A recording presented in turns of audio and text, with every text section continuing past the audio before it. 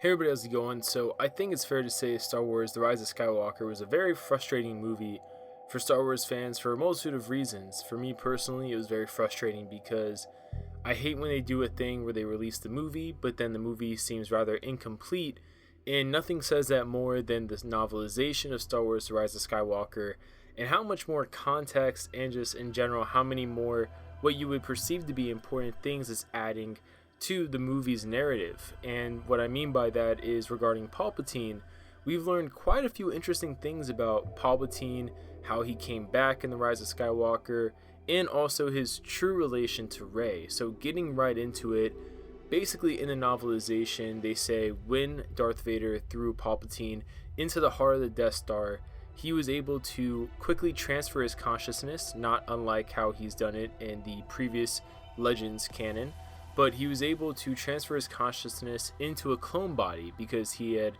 seen this coming, more or less. And I'll read you the actual following quote. Falling, falling, falling down a massive shaft. Pause. The betrayal, sharp and stinging, a figure high above, black-clad and helmeted and shrinking fast. His very own apprentice had turned on him, the way he himself had turned against Plagueis, whose secrets of immortality he had stolen. Plagueis had not acted fast enough in his own moment of death, but Sidious, sensing the flickering light in his apprentice, had been ready for years, and the falling, dying Emperor called on all the dark power in the Force to thrust his consciousness far, far away to a secret place he had been preparing.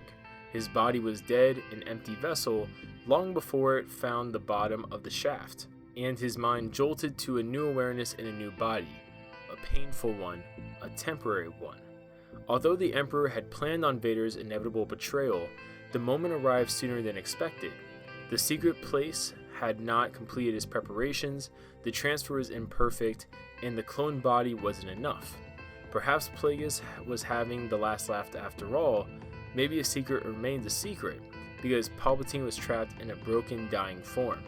So that appears to be one of many clone forms that we saw in Star Wars Rise of Skywalker, because it was further revealed that it was never Palpatine, obviously the original Palpatine, in Star Wars Rise of Skywalker, simply a imperfect clone body. And continuing off of that reveal, it further on the novelization says that the heretics of the Sith Eternal spent many years trying to create a new body for the Emperor, but none could hold his power. However, one genetic standcast lived, thrived even, a not so quite imperfect, but I guess not also identical clone that he just deemed his son. And while his son was deemed a useless powerful failure, he deemed the boy's only worth would be in laying a continuation of the bloodline through more natural methods, which basically, to me, just reads as having kids. But this also is kind of weird because it basically says, through indirectly stating it, that Rey is not only Palpatine's quote-unquote granddaughter, but biologically her just daughter. So that's further interesting, and again, something that you would think would be an important thing to mention in the film, not to rely on the novelization to expand or even introduce it. So yeah, it's very frustrating, but leave your comments down below. What do you guys think about this? Do you guys like this addition to, I guess, The Rise of Skywalker and the general Star Wars canon? Or do you hate it all and wish it would just burn down?